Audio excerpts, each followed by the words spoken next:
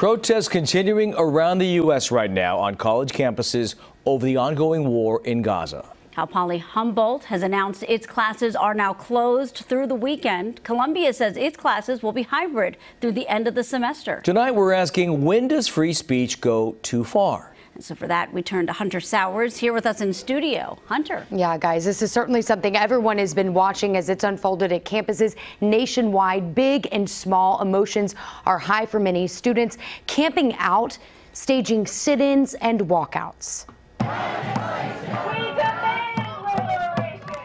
Today, police clashing with students at USC and the University of Texas in Austin. State troopers there in Texas in riot gear seen breaking up a group of protesters who organized a walkout. Demonstrators at Columbia, where those pro-Palestinian protesters are demanding the school cut ties with Israel.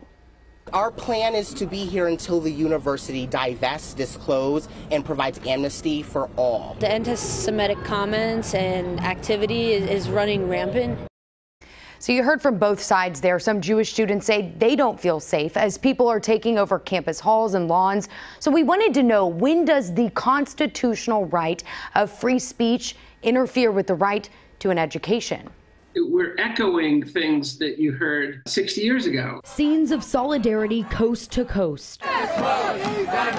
But watch as peaceful demonstrations dissolve into chaos. This year is an interesting year because we are the 60th anniversary right now of something which started in Berkeley, California, at UC Berkeley, called the free speech movement. 60 years since the free speech movement. Is history repeating itself? Professor of law Rory Little says protesters once called for ties cut with companies supporting the Vietnam War. And now we should disinvest companies that support this or that side of the Middle East.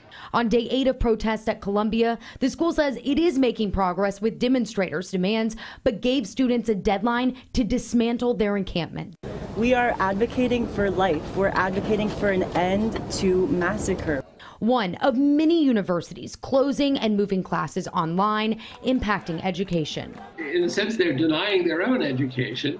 And they've made a choice that that it's more important to say what they have to say. With the Constitution protecting people's right to protest. It's absolutely a balance between public safety, maintaining some kind of social order, and yet letting people exercise their rights to free speech. The question now, have things gone too far? Free Palestine! It's not like this is a new episode, but for every generation, it's a reinvention of where are the lines and what are we allowed to do. A question administrators at campuses across the nation are now asking themselves.